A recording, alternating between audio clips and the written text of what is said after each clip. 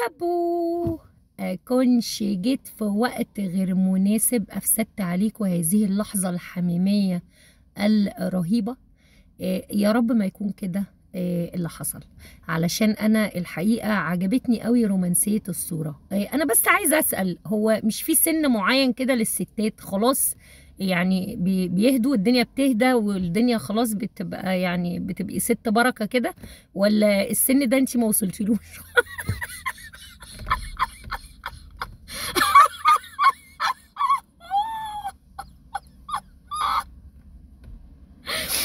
يا ولية ناقصة، انتي مش واصلة لسن اليأس بقالك 50 سنة، ده انتي عندك 80 سنة. ايه الضحكة الفشيخة اللي هي تيكا، والرقبة اللي مطلعها اللي هي راكبة على طول على الراس، راكبة على طول على البادي وعلى الشاسيه الغريب ده، وبرميل ازرق. انتي لسه فيكي نفس، انتي لسه فيكي نفس تتهاكي.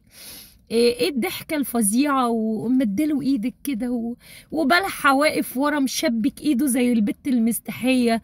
وانت ايه، حاطط الفوطه في جيبك اللي ورا، ولا انت عامل ايه؟ انت واقف كده ليه؟ يعني انت واقف بتشجع اللعبه الحلوه؟ انت كل الزباين اللي بتجيلها بتوقف تشبك ايدك، ولا بتكون واقف بتخدم على القعده؟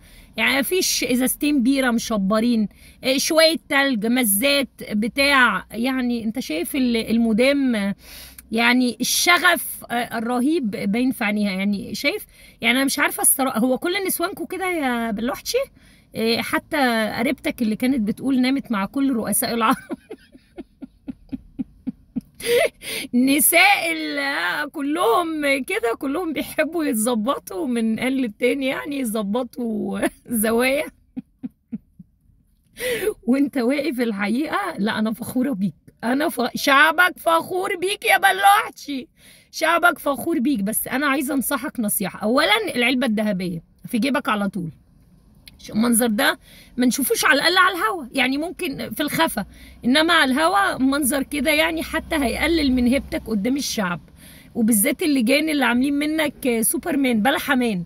الحاجة التانية يا اخويا، ابقى تواصل مع خالد عرف، اعرف كان بيعمل ايه، يعني كان بيعالج الموضوع ده ازاي.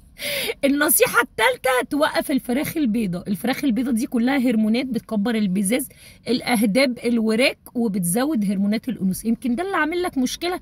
خليك واقف كده وانت بتتفرج على المدام وهي بتتقط يا بيبي. ألف سلامة عليك وعليها والله. قلبي عندك.